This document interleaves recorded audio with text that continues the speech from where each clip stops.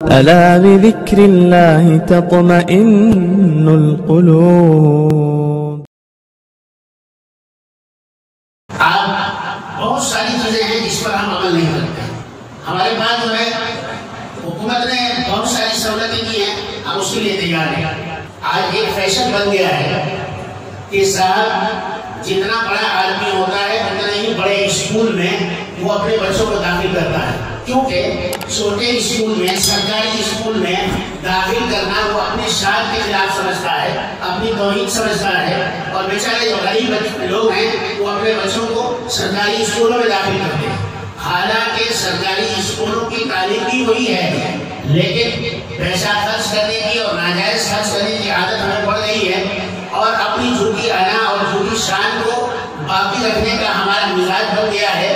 اس لیے کیا ہوا کہ سرکاری اسکولوں میں جب ہمارے بچے نہیں گئے تو وہ اسکول جو ہے بیکار ہو گئے. بہت سارے لوگ ایسے ہیں ان کے کارڈ میں لکھا ہوا ہے کہ راشن لینا ہے، تو راشن لینے نہیں جاتے، وہ راشن کسی اور کو پہنچ جاتا ہے. لینا چاہیے، چاہے کسی غریب کو دے دیں، وہ بھی لینا چاہیے.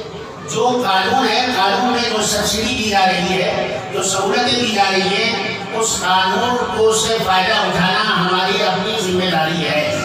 نبی کریم صلی اللہ تعالیٰ علیہ وسلم نے ارشاد فرمایا کہ حکومت جو ہے وہ اللہ تعالیٰ اپنی جانب سے عطا کرتے ہیں. ہم دن رات کہتے ہیں نظام کی آئی حکومت ایسی ہے ویسی ہے، نہیں، ہم بھی تو ایسے ویسے ہو گئے نا. حکومت ایسی ویسی آئی ہے تو ہم بھی ایسے ویسے ہو گئے. کسی شاعر نے کہا تھا آزادی کے بعد کیسے کیسے ایسے ویسے ہو گئے، کیسے کیسے ایسے ویسے ہو گئے، اور ایسے ویسے کیسے کیسے ہو گئے.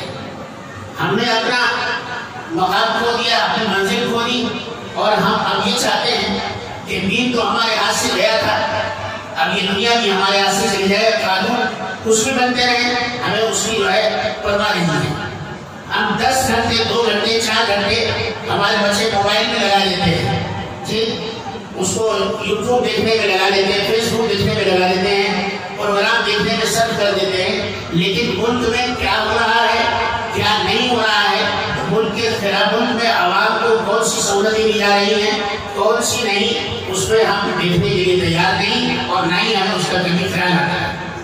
اللہ ماشاءاللہ 100 میں 2-4 آدمی ہوں گے جو اس بات پر توجہ دے رہے ہیں، ورنہ آفس خالی پڑا ہے، سب لوگ آرام سے ہیں، اور جب وقت نکل جائے گا تو پریشان ہوتے رہتے ہیں. لہٰذا میرے بھائیوں، ہمیں جو ہے اس کی فکر کرنی چاہیے، ہمیں اس پر دھیان دینا چاہیے.